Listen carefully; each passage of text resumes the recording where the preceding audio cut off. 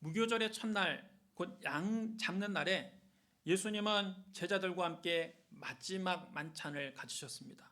그들이 함께 식사할 때 예수님께서 떡을 들고 축복하여 제자들에게 주시며 말씀하셨습니다. 받으라, 이것은 내 몸이니라. 또 잔을 들어 감사기도 하시고 난 다음 그들에게 주시며 말씀하셨습니다. 이것은 많은 사람을 위하여 흘리는 나의 피, 곧 언약의 피니라. 식사를 마치신 예수님은 그 밤에 기도하러 제자들과 함께 감람산으로 가셨습니다. 감람산으로 가는 길에 예수님께서 몹시 슬퍼하시며 제자들에게 말씀하셨습니다. 너희가 다 나를 버리리라. 이는 기록된 바 내가 목자를 치리니 양들이 흩어지리라 하였습니다. 그러나 내가 살아난 후에 너희보다 먼저 갈릴리로 가리라.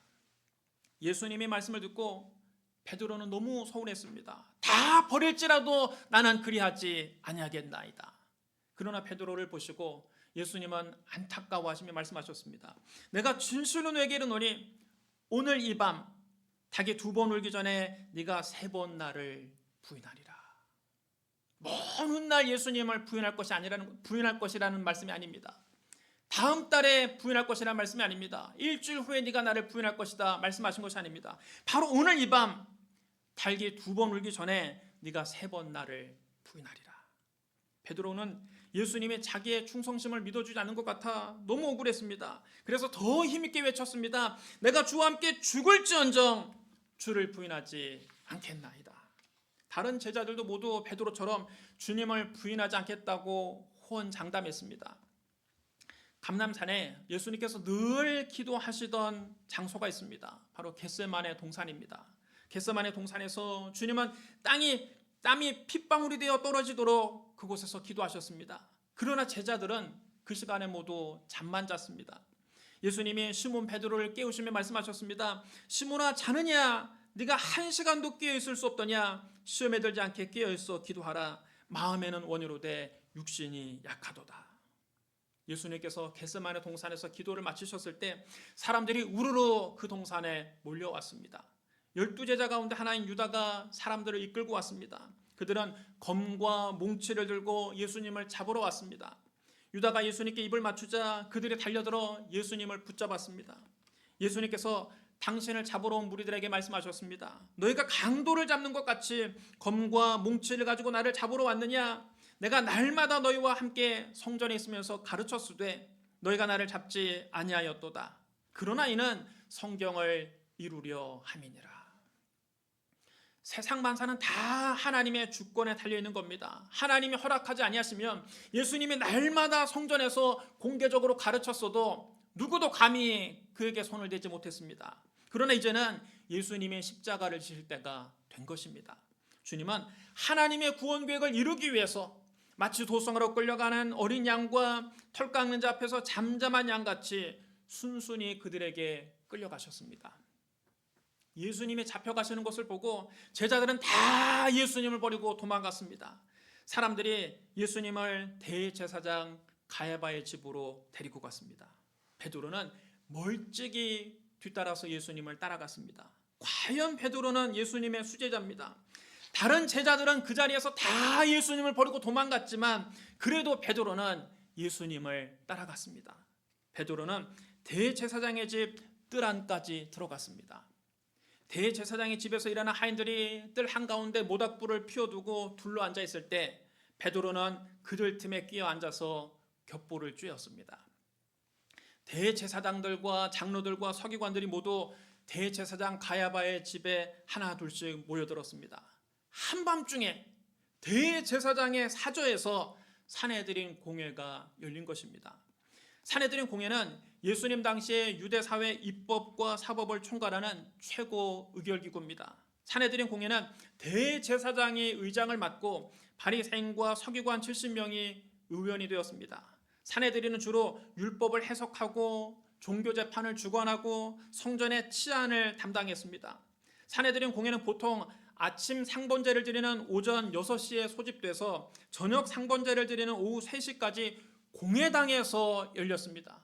엄연히 공회당이 있습니다. 안식일이나 야간이나 이런 유월절 같은 절기에는 공회가 소집되지 않았습니다. 그런데 예수님의 재판은 이런 모든 절차가 무시된 채 열렸습니다.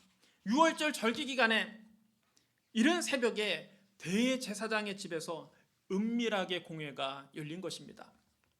대제사장과 공회의원들이 예수님을 죽이려고 고발할 증거를 찾았습니다. 하지만 아무런 증거도 찾을 수가 없었습니다. 그도 그럴 것이 예수님이 사람을 죽인 적이 있나요? 가난한 사람들을 괴롭힌 적이 있나요? 도둑질을 한 적이 있나요? 아픈 사람을 괴롭혔습니까? 오히려 예수님은 굶주린 사람은 먹이시고 병든 사람은 고치시고 죽은 자는 살리셨습니다. 예수님께서 이렇게 붙잡혀 와서 그들에게 재판받을 일을 하신 적이 없습니다. 공회의원들은 재판을 신속하게 진행하기 위해서 사전에 거짓 증인들을 미리 데려다 놓았습니다. 이른 새벽 공회가 열리자마자 그들은 기다렸다는 듯이 예수님에 대해서 거짓 증언을 늘어놓았습니다. 예수님에 대해서 거짓 증언한 자가 많았으나 그들의 증언은 서로 일치하지가 않았습니다. 그들이 사전에 짜여진 각본대로 재판을 일사천리로 진행하려고 했는데 급조된 각본이라 서로 입이 맞지 않았던 것입니다. 유대법에 따르면 재판에서 유죄 판결을 내리려면 반드시 2명 이상의 증인이 있어야 됩니다. 신명기 19장 15절에 이렇게 기록되어 있습니다. 사람의 모든 악에 관하여 또는 모든 죄에 관하여는 한 증인으로만 정할 것이 아니요 2 증인의 입으로나 또는 3 증인의 입으로 그 사건을 확정할 것이며 2명의 증인에 일치된 증언이 있거나 3명의 증인에 일치된 증언이 있어야만 유죄 판결을 내릴 수가 있는 겁니다. 어떤 사람이 일어나서 예수님에 대해서 이렇게 거짓 증언했습니다. 우리가 그의 말을 들으니 손으로 지은 이 성전을 내가 헐고 손으로 짓지 아니한 다른 성전을 사흘 동안에 지으리라 하더라. 하지만 그 증언조차도 일치하지가 않았습니다. 증인들이 미리 짜놓은 각본대로 제 역할을 하지 못하자 답답해진 대제사장이 일어나서 직접 예수님을 신문합니다. 너는 왜 아무 대답도 없느냐? 이 사람들이 너를 치는 증거가 어떠하냐? 이렇게 추궁해서도 예수님은 침묵하시고 아무 대답도 하지 않으셨습니다. 당신의 정당함을, 당신의 무죄함을 입증하려고 하지 않으셨습니다. 대제사장이 다시 물었습니다. 네가 찬송받을 이의 아들 그리스도냐? 이 질문은 네가 하나님의 아들이냐? 이런 단도직입적인 질문입니다. 이 질문에 예수님은 답변하십니다. 내가 그니라. 인자가 권능자 우편에 앉은 것과 하늘 구름을 타고 오는 것을 너희가 보게 되리라. 산헤드린 공회에서 예수님은 당신이 하나님의 아들이심을 공개적으로 선포하신 겁니다. 그러자 대제사장이 자기 옷을 찢으며 말했습니다. 우리가 어찌 더 증인을 요구하리요? 그 신성 모독하는 말을 너희가 다 들었도다. 너희는 어떻게 생각하느냐? 그러자 공회 의원들이 광분했습니다. 그들은 길길이 날뛰며 목에 핏대를 세우고 예수를 사형에 쳐야 된다고 소리쳤습니다. 어떤 사람은 예수님에게 침을 뱉었습니다. 어떤 사람은 예수님의 얼굴을 가리고 주먹으로 때리며 말했습니다. 선지자 노릇을 하라. 눈을 가린 상태에서 당신을 때린 사람이 누군지 맞춰서 당신이 선지자임을 입증하라는 조롱입니다. 심지어 대제사장의 집에서 일하는 하인들도 손바닥으로 예수님을 때리며 모욕했습니다. 바로 그때 대제사장의 여종 하나가 베드로가 불을 쬐고 있는 것을 유심히 보더니 그에게 말했습니다. 너도 나사렛 예수와 함께 있었도다. 베드로가 당황해서 부인하며 말을 합니다. 나는 네가 말하는 것이 무엇인지 알지도 못하고 깨닫지도 못하겠노라. 베드로가 그 자리에 더 이상 있을 수가 없었습니다. 그래서 그 자리를 떠서 앞들로 나아갔습니다. 하지만 그 여종이 베드로를 보고 곁에 서 있는 사람에게 말했습니다. 이 사람은 그 도단이라. 베드로가 또 정색을 하며 부인합니다. 나는 아니다. 난 모른다. 조금 후에 곁에 서 있는 사람들이 다시 베드로에게 말했습니다. 너도 갈릴리 사람이니 참으로 그 도당이니라. 그러자 베드로가 얼굴이 벌게져서 예수님을 저주하면서 맹세하고 말을 합니다. 나는 너희가 말하는 이 사람을 알지 못하노라. 나는 예수님을 알지 못하노라가 아닙니다. 나는 너희가 말하는 저 사람을 알지 못하노라. 그때 마침 닭이 2번째 울었습니다. 베드로는 불과 몇 시간 전에 예수님이 하신 말씀이 생각났습니다. 내가 진실로 너에게 이르노니 오늘 이 밤 닭이 2번 울기 전에 네가 3번 나를 부인하리라. 그때 베드로는 내가 주와 함께 죽을지언정 주를 부인하지 않겠다고 큰 소리 쳤습니다. 그런데 대제사장의 여종 앞에서, 그 집에서 일하는 하인들 앞에서 주님을 모른다고 3번씩이나 부인한 것입니다. 그는 자기 자신이 너무 부끄럽고 저주스러워서 밖에 나가서 땅을 치며 통곡을 했습니다. 여러분, 인간은 이렇게 누구나 연약합니다.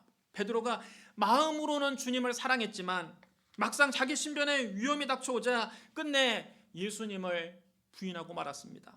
베드로의 연약한 모습 속에서 우리 자신의 모습을 보게 됩니다. 우리도 예수 믿고 주님의 제자가 됐지만 예수 믿는 것 때문에 직장에서 불이익을 당할 때, 예수 믿는 것 때문에 안 믿는 사람들에게 조롱을 당할 때, 예수 믿는 것 때문에 나와 내 자녀에게 손해가 될 때 예수 믿는 것을 조용히 숨길 때가 여러분 얼마나 많이 있습니까? 오늘 베드로의 연약한 모습을 통해 우리의 신앙을 점검해 보고자 합니다. 왜 베드로가 아무 힘도 없는 그 여종 앞에서 어이없이 무너졌습니까? 첫째로 베드로는 기도 시간에 기도를 하지 않았습니다. 겟세마네 동산에서 예수님은 땀이 핏방울이 되어 떨어질 정도로 처절하게 기도하실 때 그 시간에 베드로는 쿨쿨 잠만 잤습니다. 예수님이 잠든 베드로를 깨우시며 말씀하셨습니다. 시몬아, 자느냐? 네가 1시간도 깨어있을 수 없더냐? 시험에 들지 않게 깨어있어 기도하라. 마음에는 원효로되 육신이 약하도다. 기도할 시간에 기도하지 않고 잠만 잤던 베드로는 위기를 만나자 믿음이 온데간데 없이 사라졌습니다. 불과 몇 시간 전에 내가 주와 함께 죽을지언정 주를 부인하지 않겠나이다 호언장담했지만 그 호기는 물거품처럼 사라지고 말았습니다. 삶과 죽음의 경계선에 있을 때 예수님을 시인하는 것은 내 마음대로 되지 않습니다. 여러분, 전도를 하다 보면 가끔 이런 분들을 만납니다. 젊을 때는 세상에서 즐길 거 다 즐기고 놀 거 실컷 다 놀다가 죽기 직전에 예수님을 믿고 나는 천국 가겠다 그렇게 말을 합니다. 물론 여러분, 죽기 직전에라도 예수 믿고 예수님을 구주로 고백하면 천국 갈 수 있습니다. 그러나 여러분, 죽기 직전에 예수님을 시인하는 것은 내 마음대로 되지 않습니다. 사람이 마음으로 믿어 의에 이르고 입으로 시인하여 구원에 이르는데 죽기 직전에는 입이 내 마음대로 열려지지가 않습니다. 여러분, 사람이 죽을 때 왜 눈을 감고 죽는지 아십니까? 눈을 뜰 힘이 없기 때문에 눈을 감고 죽는 겁니다. 가끔 눈 뜨고 죽는 사람도 있는데요, 그 사람은 눈을 감을 힘이 없어서 눈을 뜨고 죽는 겁니다. 여러분, 죽기 직전에는 눈꺼풀 하나조차 내 마음대로 뜨고 닫을 수가 없습니다. 그런 상황에 입을 열어서 나는 예수님을 믿습니다, 예수님은 나의 구주입니다, 이런 고백이 나오지 않습니다. 그럼 여러분, 젊어서는 세상에서 실컷 즐길 거 다 즐기다가 늙어서 죽기 직전에 예수님을 구주로 고백하고 천국 가겠다는 것은 이론적으로는 그럴싸하지만 실제로는 굉장히 어려운 일입니다. 굉장히 똑똑한 생각 같지만 헛똑똑입니다. 굉장히 어리석은 생각입니다. 예수님을 구주로 시인하는 것은 내 힘으로 하는 것이 아닙니다. 성령의 도우심이 없이는 불가능합니다. 고린도전서 12장 3절에 이렇게 기록되어 있습니다. 성령으로 아니하고는 누구든지 예수를 주시라 할 수 없느니라. 여러분, 따라하시라 합니다. 성령으로 아니하고는 누구든지 예수를 주시라 할 수 없느니라. 성령님이 도와주지 않고는 누구든지 예수님을 구주로 고백할 수 없습니다. 그러니까 여러분, 평소에 기도의 자리에 나오는 것이 중요합니다. 평소에 기도하지 않았는데 위기의 순간에 기도한다고요? 어림없습니다. 평소에 기도하던 사람이 위기의 순간에도 기도하는 겁니다. 평소에 교회에 나오던 사람이 죽음 직전에도 예수님을 구주로 고백할 수 있는 겁니다. 주일 예배에 빠지지 않고 출석하는 것이 여러분, 그래서 중요한 것입니다. 인간적인 결심은 깨어지기 쉽습니다. 베드로는 본래 의지가 굉장히 강한 사람이었습니다. 그는 왕년에 갈릴리 바다에서 밤이 새도록 그물을 던지던 사람입니다. 보통 어부들은 초저녁에 그물을 던지다가 고기가 안 잡히면 에휴, 오늘은 틀렸나 보다 때려치우고 술집에 가서 술이나 마시고 그렇게 욕이나 하고 싸움질이나 할 텐데, 베드로는 고기가 안 잡히는데도 밤이 새도록 그물을 던졌습니다. 새벽이 될 때까지 그물을 던지던 사람입니다. 그만큼 의지가 강한 사람입니다. 그러나 그렇게 강한 베드로도 위기의 순간이 오자 어이없이 무너졌습니다. 순식간에 무너졌습니다. 대제사장의 집에서 심부름이나 하는 여종 앞에서 예수님을 모른다고 3번씩이나 부인하고 말았습니다. 여러분, 인간적인 의리에는 한계가 있습니다. 인간적인 의리로 죽음의 자리까지 함께 갈 수 없는 겁니다. 기도하지 않는 사람은 넘어집니다. 겟세마네 동산에서 기도하신 예수님처럼 기도의 자리에 나와야 됩니다. 예수님은 겟세마네 동산에서 기도하셨기 때문에 십자가를 지실 때에도 의연하셨지만, 베드로는 기도 시간에 잠만 잤기 때문에 신변의 위험이 닥치자 예수님을 부인하고 말았습니다. 베드로처럼 영적으로 잠들어 있다가 결정적인 순간에 예수님을 부인해버리는 부끄러운 성도가 되지 말고, 예수님처럼 평소에 깨어서 기도하심으로 인생의 어떤 위기를 만나더라도 의연하게 대처하는 믿음의 성도가 되시기를 주님의 이름으로 축복합니다. 둘째로, 베드로는 예수님을 멀찍이 따라갔습니다.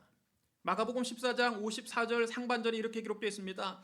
베드로가 예수를 멀찍이 따라 대제사장의 집 뜰 안으로 들어가서, 예수님이 잡혀가실 때 다른 제자들은 다 예수님을 버리고 도망갔습니다. 그나마 베드로는 예수님을 따라갔습니다. 하지만 베드로는 예수님을 바짝 붙어서 따라간 것이 아니라 멀찍이 떨어져 따라갔습니다. 한편으로는 주님을 따르지만 한편으로는 자기 살궁리를 한 것입니다. 여러분, 오늘날 우리도 마찬가지입니다. 예수님을 멀찍이 따라가는 베드로의 모습 속에서 우리의 모습을 보게 됩니다. 예수님을 믿는다고 하면서도 살든지 죽든지 주님을 따르지 못하고 멀찍이 따라서 우리가 주님을 따라가고 있지는 않습니까? 한편으로는 예수님을 따라가지만 한편으로는 세상의 미련을 못 버리고 있지는 않습니까? 한 발은 교회에 걸치고 한 발은 세상에 걸친 채 어정쩡하게 주님을 믿고 있지는 않습니까? 그렇게 해서는 주님의 참된 제자가 될 수 없습니다. 주님 말씀하셨습니다. 손에 쟁기를 잡고 뒤를 돌아보는 자는 하나님 나라에 합당하지 아니하니라. 우리가 주님의 제자가 되기로 결심했으면 세상 미련을 버리고 주님을 따라가야 됩니다. 세상에서 눈을 돌리면서 멀찍이 주님을 따라가는 것이 아니라 십자가 단단히 붙잡고 예수님을 꼭 붙잡고 따라가야 됩니다. 베드로가 여러분 언제 죽음의 자리까지 주님을 따라갈 수 있었습니까? 오순절날 성령 충만 받고 난 다음 그는 변화됐습니다. 성령 받은 베드로는 자기를 죽이려고 혈안이 되어 있는 유대인들 앞에서 담대하게 외쳤습니다. 너희가 십자가 못 박은 이 예수를 하나님이 주와 그리스도가 되게 하셨느니라. 여러분, 그 자리에서 잡히면 베드로도 예수님처럼 십자가에 못 박힐지도 모릅니다. 그럼에도 불구하고 성령 받은 베드로는 두려움이 없었습니다.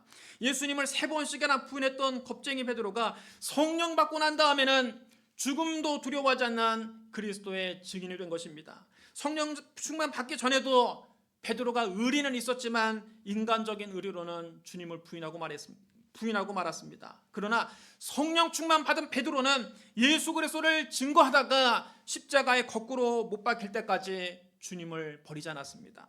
우리 힘으로는 주님을 온전히 살아가지 못합니다. 인간적인 의리로는 주님을 온전히 따라가지 못합니다. 성령 충만 받아야 됩니다. 내 안에 성령이 역사하셔야만 우리는 주님의 참된 제자가 될 수 있습니다. 성령 충만은 아무리 강조해도 지나치지 않습니다. 여러분 모두 다 성령 충만 받으시기를 주님의 이름으로 축복합니다. 셋째로, 베드로는 불을 피운 사람들 곁에서 겹불을 쬐습니다. 마가복음 14장 54절 하반절에 이렇게 기록되어 있습니다. 아랫사람들과 함께 앉아 불을 쬐더라. 베드로는 불을 쬐고 있는 사람들 틈에 앉아서 겹불을 쬐고 있었습니다. 이것은 세상과 타협하는 성도의 모습입니다. 우리가 예수를 믿으면서도 세상 쾌락의 겹불, 세상 부귀의 겹불, 세상 명예의 겹불, 세상 권력의 겹불을 쬐기 위해서 세상을 기웃거릴 때 믿음을 잃고 넘어지기 쉽습니다. 우리가 죄 많은 세상에 두 발을 딛고 사는 이상 죄의 유혹을 전혀 안 받을 수는 없습니다. 그러나 세상에 빌붙어서 세상 사람들과 똑같이 죄짓고 세상 사람들과 똑같이 불의하게 살아서는 안 됩니다.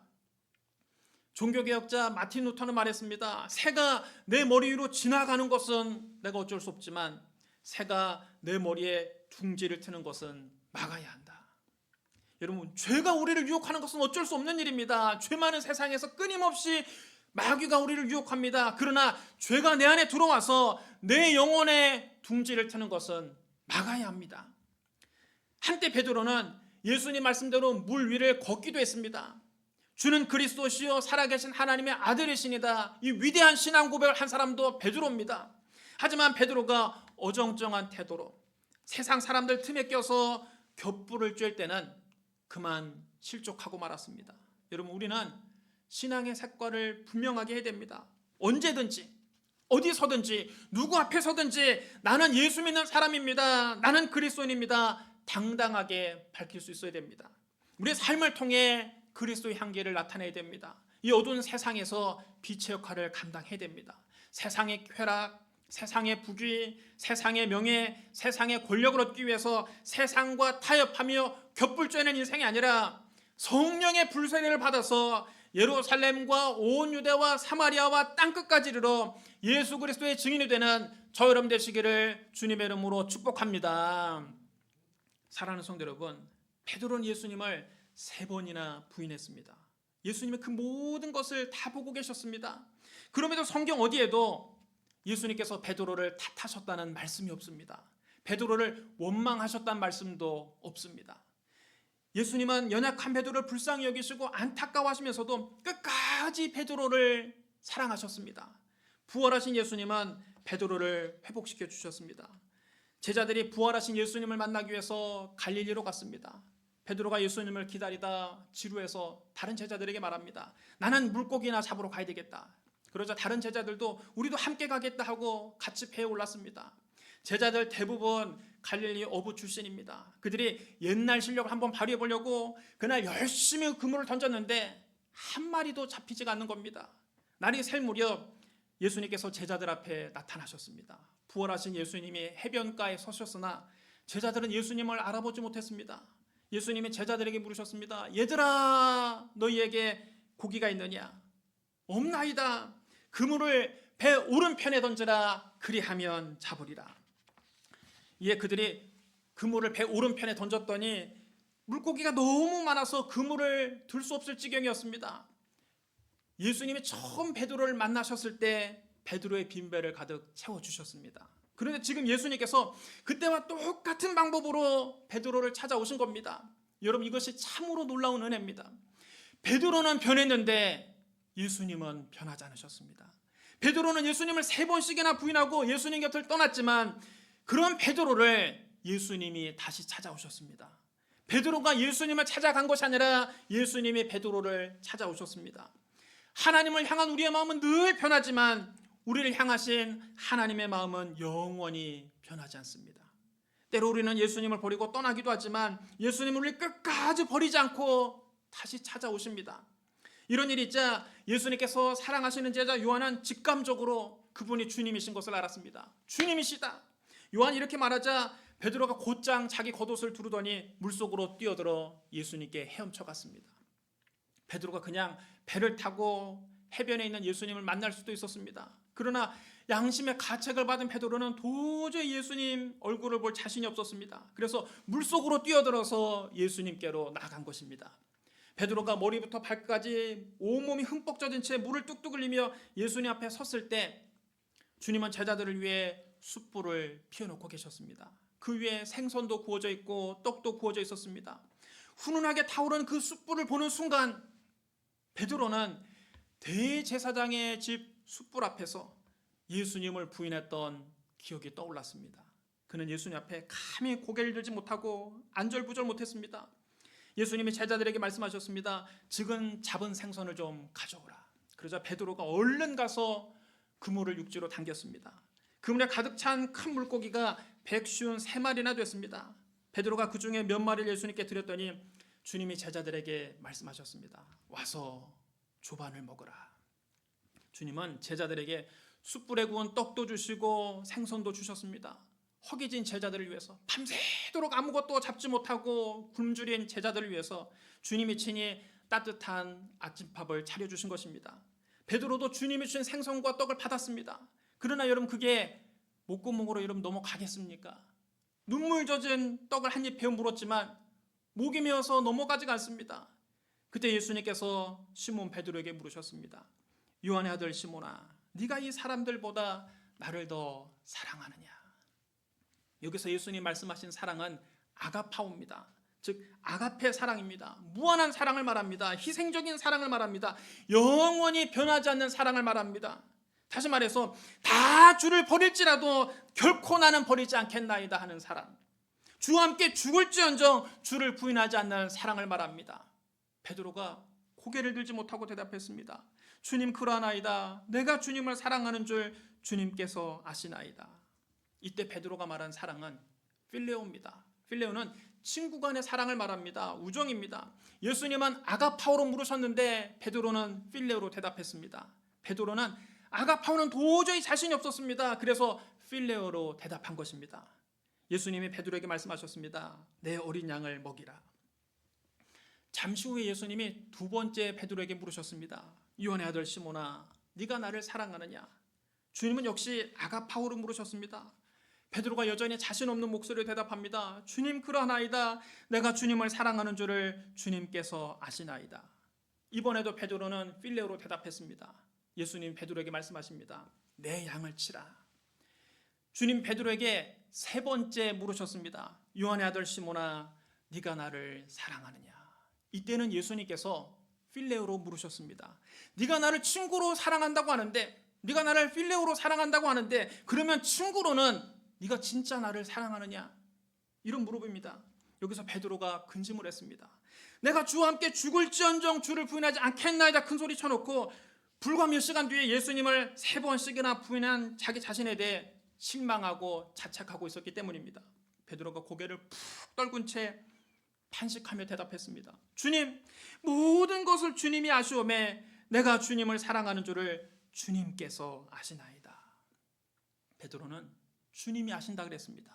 이제는 자기도 자기 자신을 믿을 수가 없는 겁니다. 지금 주님을 사랑한다고 아무리 큰 소리 쳐봐야 또 언제 자기가 주님을 부인할지 모르기 때문입니다. 그래서 주님께서 아신다고 대답한 것입니다. 나는 모릅니다. 주님이 아십니다. 그러자 예수님께서 내 양을 먹이라. 그렇게 말씀하신 후 나를 따르라고 하셨습니다. 예수님은 세 번 주님을 부인한 베드로에게 세 번 주님을 사랑한다고 고백하게 하심으로 그 마음의 상처를 어루만져 주시고 치유하신 것입니다. 베드로는 그동안 자기 자신에게 실망하고 있었습니다. 스스로를 자책하고 있었습니다. 이 배신자, 배은망덕한 놈, 네가 사람이냐? 스스로 자기를 자책하고 있었습니다. 주님은 그런 상처 입은 베드로를 찾아오셔서 그의 아픈 기억을 치유해 주신 것입니다. 베드로의 처음 사랑을 다시 회복시켜 주셨습니다. 그리고 다시 주님을 위해서 일할 수 있는 주님의 일꾼으로 세워주신 것입니다. 예수 그리스도는 어제나 오늘이나 영원토록 동일하십니다. 베드로를 사랑하신 예수님은 저와 여러분도 사랑하십니다. 내 모습 이대로 사랑해 주십니다. 내 힘과 결심 약해서 늘 깨어지기 쉽지만 그래도 주님은 우리를 사랑하십니다. 우리를 사랑하시되 끝까지 사랑하십니다. 그 사랑 안에 거하시기를 주님의 이름으로 축복합니다. 우리 기도하겠습니다. 사랑과 은혜가 풍성하신 하나님 아버지, 우리는 베드로처럼 주님을 늘 배신했습니다. 주님을 늘 실망시켜드렸습니다. 내 힘과 결심 약하여 늘 깨어지기 쉽습니다. 주님, 모든 것을 아시오매 내가 주님을 사랑하는 줄을 주님께서 아시나이다. 우리가 세상 유혹 앞에서, 세상의 박해 앞에서 끝까지 주님을 붙들게 하여 주옵소서. 성령이여 우리 마음을 붙잡아 주시옵소서. 예수님 이름으로 감사하며 기도드리옵나이다. 아멘.